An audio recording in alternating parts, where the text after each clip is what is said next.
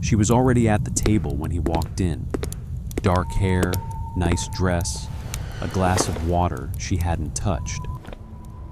By all appearances, a perfectly normal blind date at a perfectly normal Italian restaurant on a Wednesday night in Chicago. While I pour my heart out. The kind of thing that happens Don't you see 1,000 how hard times this a is? night in a city that size. The kind of thing people later dismiss as nothing. This one didn't turn out to be nothing. Tonight, we're covering 3 blind date stories that have never been fully explained. No comfortable conclusions, no tidy endings. Just 3 people who sat across from a stranger and came away with something they still can't shake years later. Story 1 comes from a woman named Claire, who posted her account on a paranormal forum in 2019. The post has been archived and shared thousands of times since then. Claire was 31, living alone in a 1-bedroom apartment on the north side of Chicago, Illinois. She had been on the dating app for about 2 months.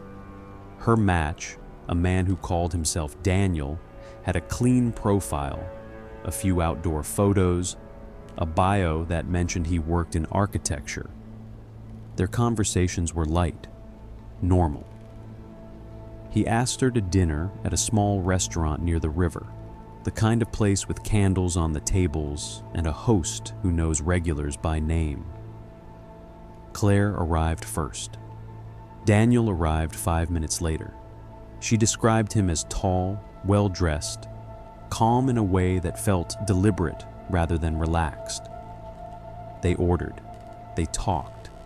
She told him she had grown up in the Midwest, that she liked her job well enough, that she was still getting used to living by herself after ending a long relationship.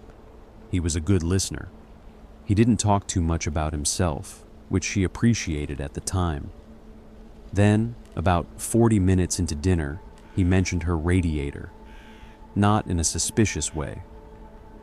He said it casually, the way you mention a piece of furniture. He said something like, "I imagine the winters must be rough in that building, especially with older heating." And then he added, almost as an aside, that the radiator in the bedroom corner must make it difficult to sleep. Claire stopped mid-sentence. She had a radiator. It was in the corner of her bedroom. It had been broken since October, knocking and hissing at 3 in the morning. She had told no one about it, not her sister, not her co-workers, not anyone on the app. She was embarrassed about the apartment's age. She hadn't brought it up in any of their conversations. She asked him how he knew about it. He smiled and said he was just guessing. Old buildings, old problems. She let it go. But inside, something had shifted. She told herself she was being paranoid. She finished her wine. They talked about a film they had both seen. It felt almost normal again. Then he mentioned the painting. He asked if she had found the painting above the bed yet, or if it still bothered her. He said some people find those old pastoral scenes calming, but others find them unsettling, especially when they wake up at night. Claire had a painting above her bed. It had come with the apartment, already hanging when she moved in. It was a pastoral scene, fields, and a low sky. She had thought about taking it down dozens of times, but never did. She had not mentioned it to anyone. She put her fork down and told him plainly that she did not understand how he knew that. He tilted his head slightly and said he didn't know what she meant. She asked him again. He said he must have just guessed. She said that was not a thing you guess. The conversation broke apart after that. She paid for her own meal, left while he was in the bathroom, and took a cab home instead of the train. The next morning, she opened the app to block his profile. The profile was gone, not deactivated, not deleted, just absent, as though it had never existed. She contacted the app's support, and was told there was no record of the account under the name Daniel or the email address she had saved from a confirmation message they had exchanged early on. The radiator is still broken. The painting is still there. Claire moved out of that apartment 8 months later, though she told the forum she wasn't sure that was why. Whatever Daniel was, he knew things about a woman's private space that he had no earthly reason to know. And then he disappeared as cleanly as he arrived. Story 2 is harder to explain away because it involves something visual, something that should have had a simple answer and didn't. Marcus had been talking to a woman named Lydia for about 3 weeks before they agreed to meet. They had matched on a general interest app, not a dating app specifically, one of those that connects people through shared hobbies. They were both interested in hiking and regional history. Their text conversations were long and comfortable. He described her as quick, curious, the kind of person who asked follow-up questions. He was looking forward to meeting her. They agreed to dinner at a small restaurant in a town about 30 minutes outside Burlington, Vermont, the kind of place surrounded by pine trees and a gravel parking lot with old-fashioned floodlights on tall poles. Marcus arrived a few minutes early and waited in the parking lot. He saw Lydia pull in across from him. She waved. He waved back. He noticed it the moment she stepped out of the car. The floodlights were bright. They were the kind that cast hard, clear shadows on the gravel, the kind that make everything feel slightly overexposed. Marcus's shadow stretched out behind him toward the tree line. The parked cars cast shadows. The wooden sign near the entrance cast a shadow. Lydia walked toward him across the gravel under the full flood of the light, and she cast no shadow at all. He told himself immediately that he was seeing it wrong, that the angle was off, that she was between 2 light sources and they were canceling each other out, that there was some straightforward physics explanation he was failing to apply. He kept watching her walk toward him. The gravel under her feet was lit. Her shoes were lit. There was nothing behind her but more lit gravel. He shook her hand. She was warm. She smiled. She smelled like cedar and something floral. She was completely, physically real in every way he could verify with his hands and eyes, except for the shadow that wasn't there. Dinner was fine. He kept trying to find reasons. He positioned himself to watch her against lit walls inside the restaurant. Inside, the lighting was ambient and uneven, the kind of place where shadows are soft and diffuse, and he couldn't be certain either way. He told himself that was the answer, that outside had been a trick of the light. But he noticed something else at dinner, not immediately, gradually.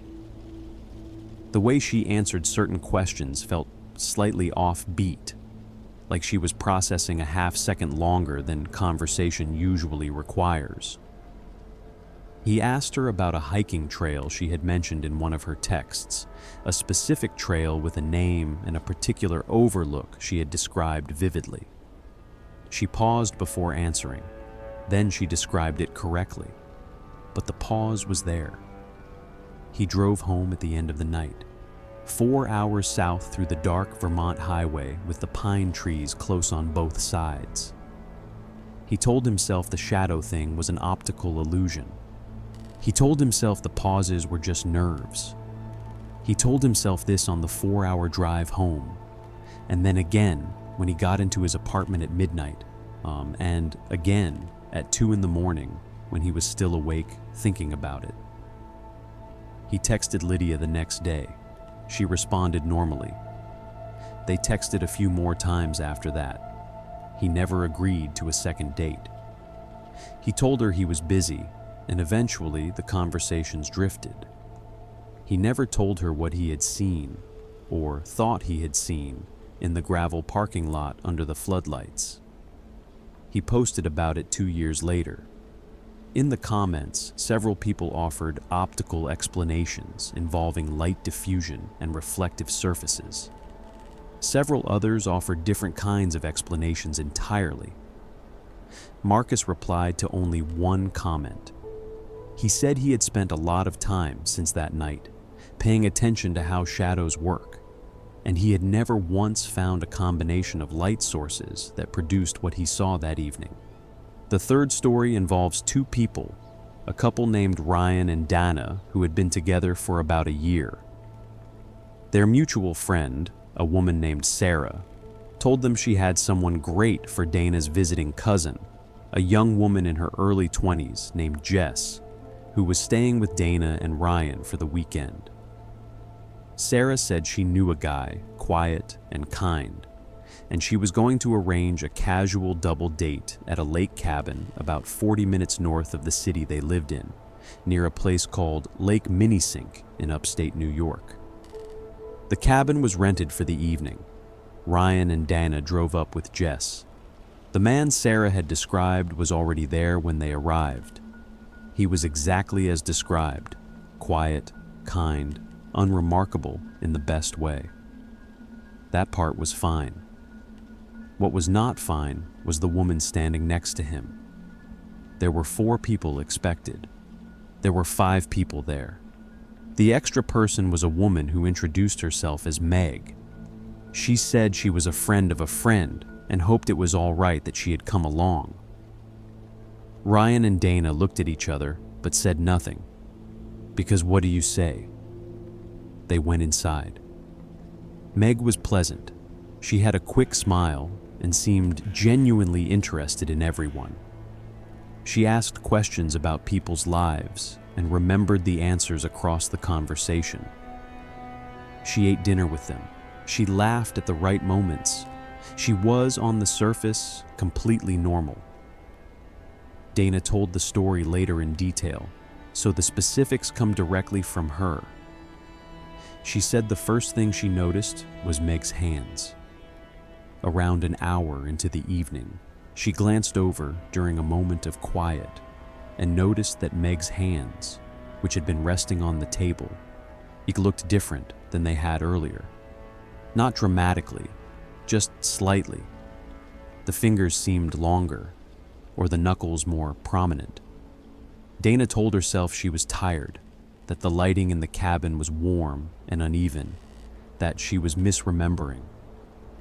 Then Ryan noticed her eyes. He didn't say anything at the time. He told Dana later, on the drive home, that at some point in the evening, he looked over at Meg and her eyes were wrong. Not the color, the shape, the way they sat in her face. He said it was like looking at a photograph of someone you know, where the proportions are slightly off, but you can't explain why.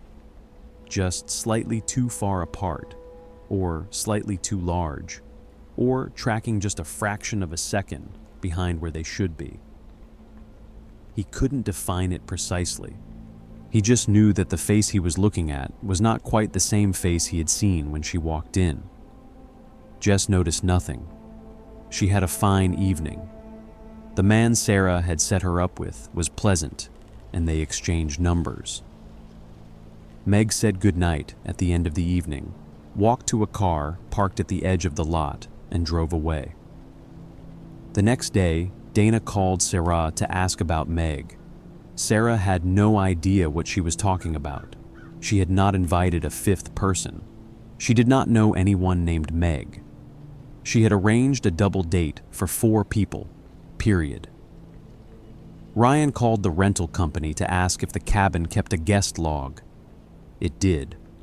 The log showed the cabin had been rented to his name that evening. There were no other reservations, no other names, no record of a 5th guest having signed in or been added to the booking. They still talked to Jess. Jess has no memory of anything unusual about that night. She remembers Meg as just another person at the table, friendly, not especially interesting or strange. She doesn't remember what Meg looked like. Ryan and Dana remember what Meg looked like. They just don't agree on the details. 3 stories. 3 first encounters with something that didn't follow the rules. A man who knew the inside of an apartment he had never been in, and then ceased to exist on any platform.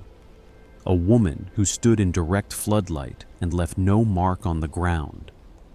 A guest who arrived uninvited, changed shape across a dinner table, and left no trace in any record that she was ever there. None of these have explanations that satisfy. Memory distortion, pareidolia, stress. These are reasonable starting points, but they don't close the cases. They just make it easier to sleep. The uncomfortable question underneath all 3 stories is the same one. When you sit down across from a stranger, you are trusting, on some level, that the person sitting there is a person, that they come from somewhere you could locate on a map, that they cast shadows, that their face is the same face across an entire evening. That trust feels obvious because it almost always holds. Almost always. If you found this unsettling in the way that good strange stories should be, hit subscribe. There are more stories like these coming every week, and next time we go somewhere even darker.